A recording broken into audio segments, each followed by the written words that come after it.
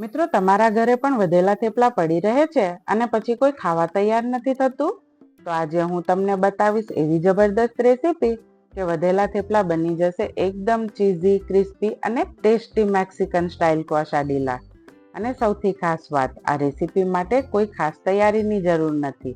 જે વસ્તુઓ ઘરે હોય એનાથી જ તૈયાર થઈ જશે. એકદમ કેફે સ્ટાઇલ નાસ્તો અંત સુધી જરૂર જોતા રહેજો, કારણ કે છેલ્લે હું શેર કરીશ એવી સિક્રેટ ટીપ જેનાથી ક્વાસાડીલા બહારથી ક્રિસ્પી અને અંદરથી સુપર ચીઝી બનશે. આ રેસીપી ખાસ કરીને વ્યસ્ત સવાર, બાળકોના ટિફિન અથવા સાંજના નાસ્તા માટે પરફેક્ટ છે. અને સૌથી સારી વાત એ છે કે ફૂડ વેસ્ટ પણ નથી થતું. આ રેસીપી બનાવવા માટે મેન ઇન્ગ્રેડિયન્ટ્સ તો વધેલા મેથીના થેપલા, ત્યારબાદ અડધું કપ ખમણેલું મોઝરેલા ચીઝ તેમજ પ્રોસ્ટેડ ચીઝ, એક ઝીણી સમારેલ ડુંગળી, એક ઝીણું સમારેલ કેપ્સિકમ, એક ઝીણું સમારેલ ટામેટું, એક ચમચી પિઝા સિઝનિંગ કે ઓરેગાનો, એક ચમચી ચીલી ફ્લેક્સ, એક ચમચી શેઝવાન ચટણી, એક ચમચી ટોમેટો કેચઅપ અને થોડું બટર. હવે સૌપ્રથમ એક બાઉલમાં એક ઝીણું સમારેલ ડુંગળી, એક ઝીણું સમારેલ કેપ્સિકમ, એક ઝીણું સમારેલ ટામેટું, મોઝરેલા ચીઝ તેમજ એક ચમચી પિઝા સિઝનિંગ અને એક ચમચી ચીલી ફ્લેક્સ એડ કરી બરાબર રીતે મિક્સ કરી લઈશું. આ બંને વસ્તુઓ મેક્સિકન ફ્લેવર લાવવા માટે ખૂબ જ મદદ કરે છે. હવે શેઝવાન ચટણી અને થોડું કેચઅપ ઉમેરીને બધું સરસ રીતે મિક્સ કરી લઈશું. અહીં નાની એવી એક ટીપ, જો બાળકો માટે બનાવી રહ્યા હોય તો ચીલી ફ્લેક્સ થોડું ઓછું રાખજો.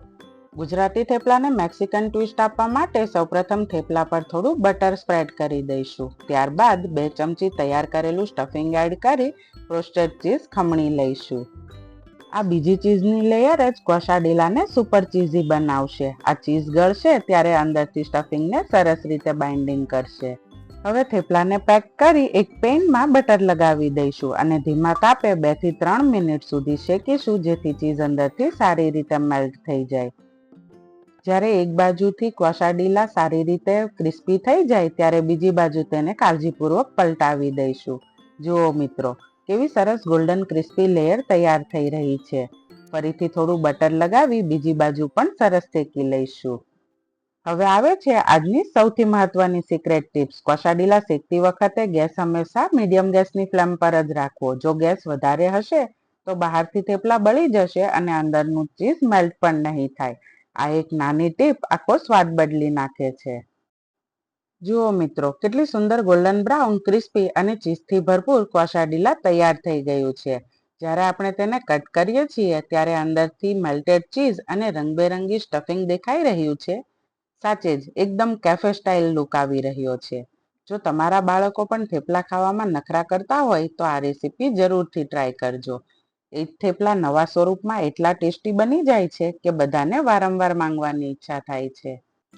જો તમને વધેલા થેપલામાંથી બનેલી આ મજેદાર મેક્સિકન ટ્વિસ્ટ રેસીપી ગમી હોય તો વિડીયોને એક લાઇક જરૂરથી કરજો, તેમજ મારી ચેનલને સબસ્ક્રાઇબ કરી બાજુમાં આપેલ બેલ આઇકન પણ દબાવી દેજો, જેથી મારા આવા જ નવા વિડીયોની નોટિફિકેશન સૌથી પહેલા તમને મળતી રહે.